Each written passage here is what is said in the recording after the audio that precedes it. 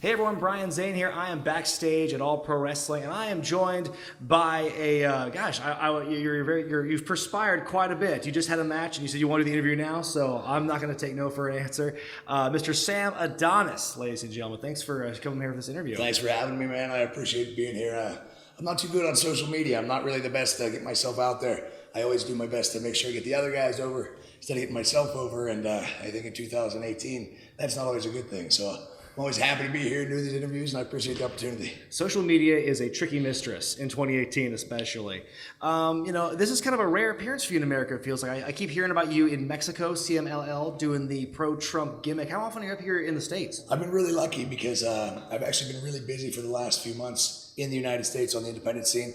I'm very lucky in the fact that what I do in Mexico is quite visible to the American audience. So I never really had to put the work in and work my way up from the bottom of the American independents. I had a WWE contract, worked in All-Star Wrestling in the UK for a while, and I've been able to really, gain a reputation for being good inside the business.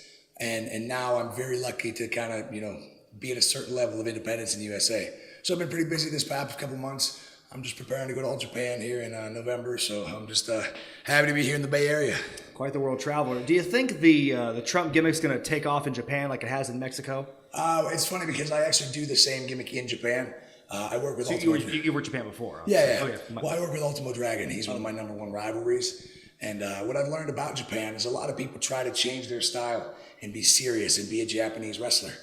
And they have Japanese wrestlers. They don't want that. They like the characters, the cartoonish figures.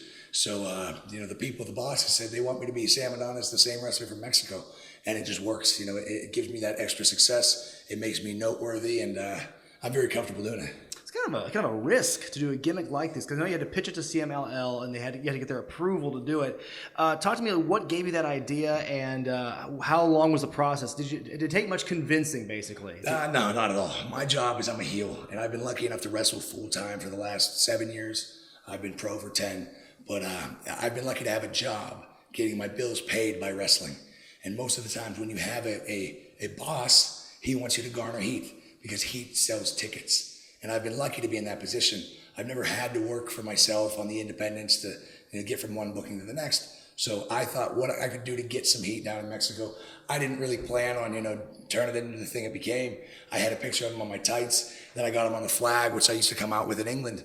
And, the rest is history. So I didn't really think of it. I mean, it's pro wrestling 101. It's being a good foreign heel. It's just, support your foreign president. Mm-hmm. Exactly, and with someone who has a lot of hot button issues like President Trump, especially in the Mexican community, I mean, it's kind of like it's almost a license to print money, you might say.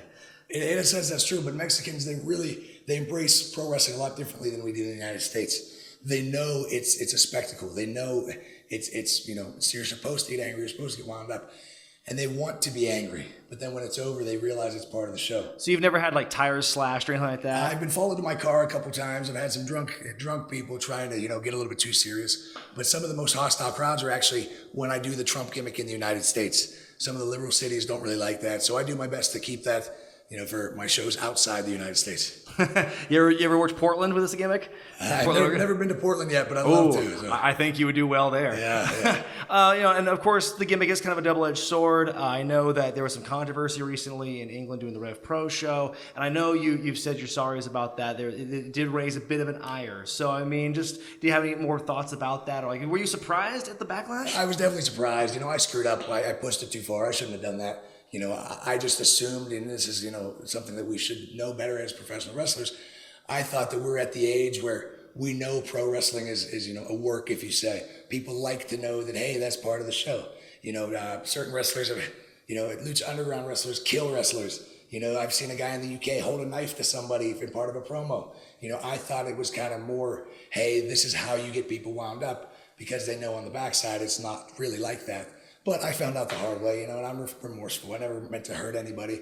And again, I learned from my mistakes. But at the same time, I still believe there's a difference between playing the bad guy at a wrestling show and actually being a heel that's supposed to garner hatred so you can sell tickets and make money.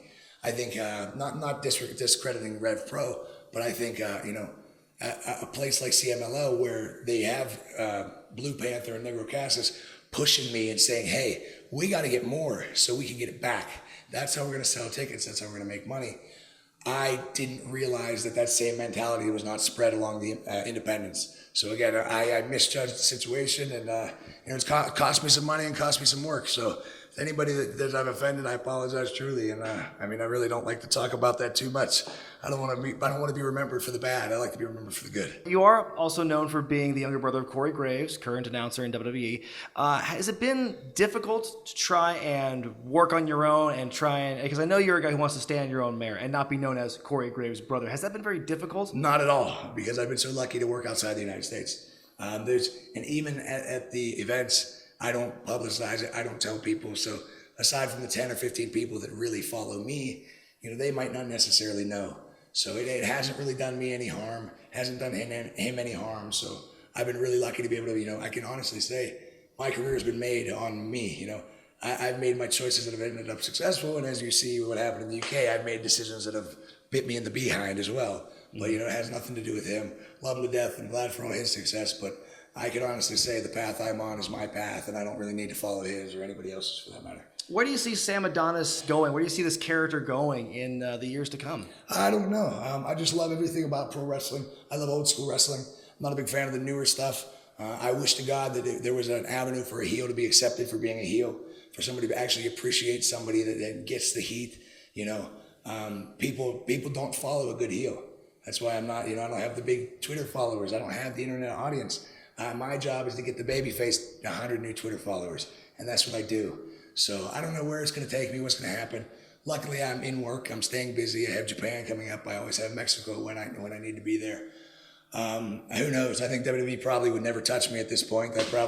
When you Google Sam Adonis, it's probably all Trump and other things that they don't want to touch. So who knows? But I'm having fun, traveling the world, living the dream. So couldn't be happier. Last question. This is recommended to me by someone else in the back. Do you have any memorable ribs you can share, either done to you or any you've perpetrated? The best one I ever did was there was a local Pittsburgh wrestler, and I used to make posters for my dad, who was a promoter.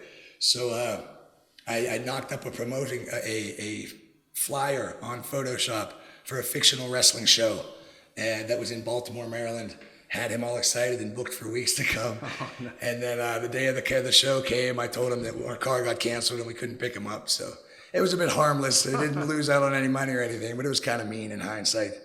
Well, some of the best ribs are. Yeah. And I know you're not big into the social media. Is there any that you want to plug before we wrap this up? Twitter and Instagram is Real Sam Adonis. You can follow me if you'd like. If not, whatever. I complain a lot about wrestling on there, so it's kind of funny sometimes. I'm kind of turning into like a Rip Rogers, just being a little bit too grizzled for my own bearings. Some people probably hate it, but other people find it amusing. So, gotta keep on going. Well, thank you very much for this, and thank you for doing it right after your match. Thank you so much. I need a shower. Exactly. Here, get a shower, to get a towel. For APW and Sam Adonis, I'm Brian Zane. See you next time. See you next time.